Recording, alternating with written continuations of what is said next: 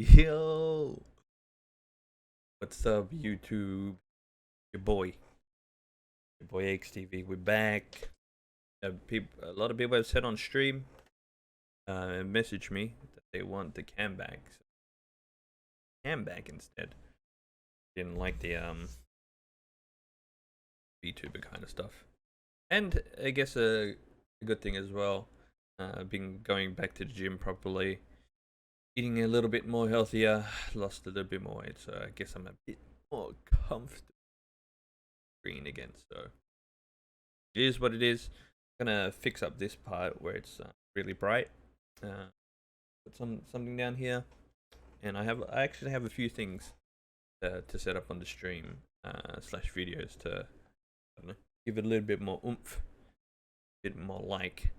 But appreciate you all.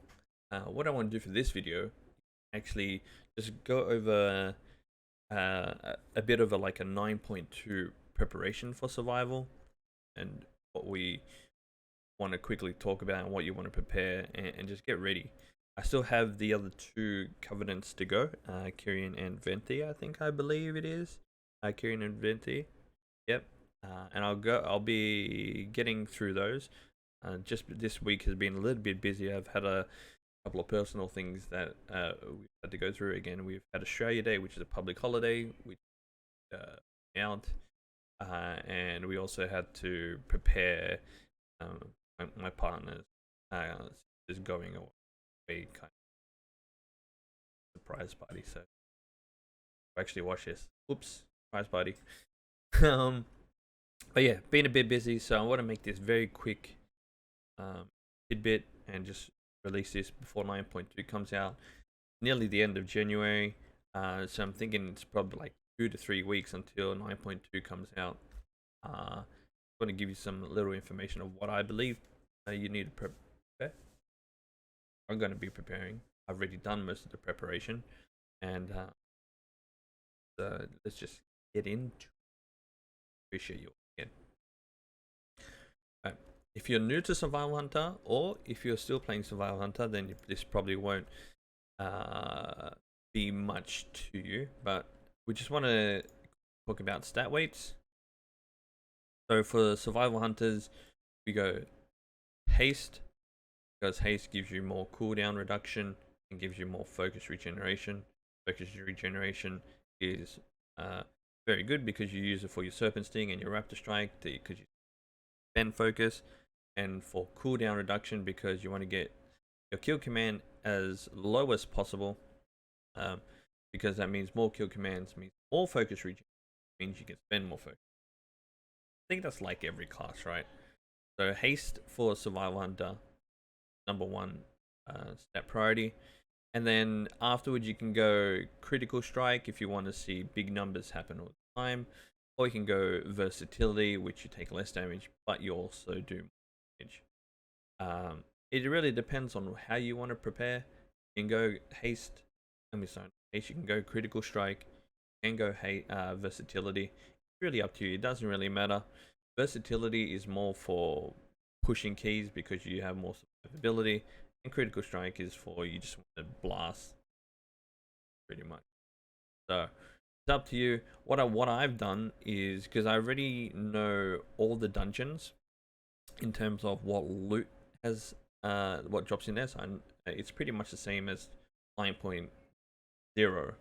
So I still have my best in slot list. I just need to go over the Tazavesh and see if there are any good pieces. I think that this neck piece, the neck piece is really good for Survival Hunter.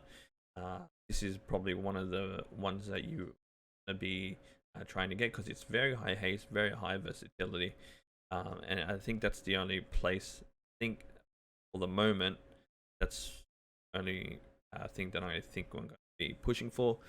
Or even this high, depends, you can get this high crit, low haste, depends on your stat weights as well. Usually when you sit around 30, 35, 36% haste and you start building up your other stats because of how sorry about that, how diminishing returns in Shadowlands is. Once you hit a break point, the more haste you get, you need like double the haste to be able to get 1% haste. So usually around 35-36% haste, you actually start looking for critical strike, versatility. Just as an example, usually this says it's a 15% upgrade, correct? But this would put me at 40% haste, 19% crit. Whereas 40% haste in the hindsight is very good. Look, you get 13%, 13-second chance on your shrapnel bomb, and you have 4.3 second. But getting an extra 5% crit and 1% versatility, I did 1%, 2% versatility for a same 13-second shrapnel bomb and a 4.5 kill command, but you're getting more crit, more versatility. That would be more worth it in the long run, especially if you're like doing keys. 2% extra versatility for survivability, and you're getting more crit, you're critting more, which is really good. So they're pretty much stat weights. That's pretty much a very quick breakdown of the haste cap you want to get to, and then you start looking for all the different stat weights for Survival Hunter. I didn't know that. I actually I think I only learned that a little bit recently. I think it was about a few days ago in the Survival Hunter Discord. Join it, True Salt Lodge. Great community, sharing all the information. So I got this information from them, and I just share it out to you guys. So yeah, so that's about stat weights, pretty much. And the next thing that you want to prepare is pretty much the only other thing you want to prepare is covenants. I'll go to now. All right, so we're going to talk about covenant. So covenants, if you're new, you get a special ability, and once you hit maximum renown level 80, you basically can swap between your covenants. You can try them all out and play what you like to play. One good thing about leveling to the level 80 covenant on one covenant is that you can swap freely, and then when you go to the flight master and talk to this little Al-Dara, you can buy these broker marker of distinction. So when you switch, you can buy one of these for 500 gold, get your renown boosted to 40, and then also this incense of infinity, which you can learn all your conduits to a level 200 base, which is really good, especially. And then if you level a new character, you can do this exact same thing. You can buy those two things here. So it's really good for alt characters to be able to catch up renown. And then when you go to the covenant area, you pretty much unlock all the soul binds, gain probably, I think it's like 5 renown for free when you're there, because you're doing quests. So it's really good. So if you're new Survival Hunter, that's your main priority. You just don't swap. Try and pick one that you really like. I mean, it doesn't really, to be honest, don't care what people say. Play what you enjoy. If you're new, and then once you hit the 80, then you can start min-maxing and picking ones that are good for rating, which are good for mythic plus, yada yada yada. But if you don't do any of that, then it doesn't really matter at all. Play anything you wish. So that's the first thing. For 9.2, I've been making videos, 2 previous videos on Night Fae Necrolord and like the strengths and things. What I want to do here is pretty much just quickly talk, briefly talk about the covenants and what you want to be leveling first to last, based on my perspective. So from my perspective, the number 1 covenant you want to be leveling up first is the Night Fae. Night Fae, because when you get 2 legendaries, the legendary for Night Fae plus the cluster is going to be your number 1 double legendary combination for single target and potentially multi-target as well. And let me just switch to it. And they have also very good covenant soul binds as well. With Corian is going to be insanely good, because in Corian you get 25% crit for 5 seconds every time you hit a new target before they hit you. So this is really good for Mythic Plus. And then you also have Dreamweaver is okay, just because of burrs. Burrs does a whole bunch of damage, and I haven't tested Dreamweaver yet. Sorry, these are beast mastery because I've been practicing beast mastery. But Dreamweaver seems to be good because you get Field of Blossoms where you get 15% haste, and you also get 3% damage. I haven't played Dreamweaver too much. It's mostly been Corian for Mythic Plus and then Naya for raiding. So I think that's Night Fate is going to be, in my eyes, the #1 covenant for raiding and Mythic Plus overall. The next one that you probably want to do is the one that we actually play right now, which is Kyrian. The Kyrian, a lot of people say, Kyrian is not going to be strong because the double legendary doesn't really help our damage. Yeah, I know it doesn't help damage, which is not that great. But the Kyrian legendary, when I can I get to it? Pretty much when you use your resonating area, your party gains 10% critical. So that means you and your party gain 10% critical strike. This will be really good for Mythic Plus, because resonating arrow becomes on like a 40-second cooldown if you hit 5 targets. You run the Mechanicos Soulbind, does the effusive anima accelerator.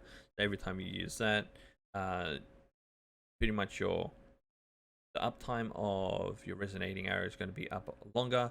Means more critical strike for your team. Means packs are going to die faster. And with the new affix, when you get the 200% or 300% cooldown reduction when you kill something, that means this is going to come off cooldown more. Means 10% is going to be up. Yada yada. The drift. So that, so resonating arrow encompassed with wildfire cluster, and just resonating arrow being insane as well. You get 30% increased critical strike chance, so that buffs it to 40 for you in there. So lots and lots of crit plus Hammer of Genesis as well.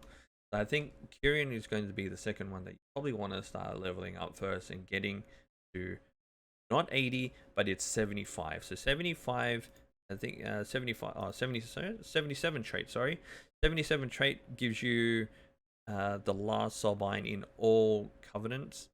So you want to hit 77 in all covenants. And the next one is probably one that you wouldn't think of, but I think the third one that you probably want to get to 77 is Necrolord. If you're a hunter, I'm just going to say a hunter player, so marksman, beastmaster, survival. I think Necrolord is going to be one that you potentially could play coming up, especially with the 4 set that comes out for Beastmaster.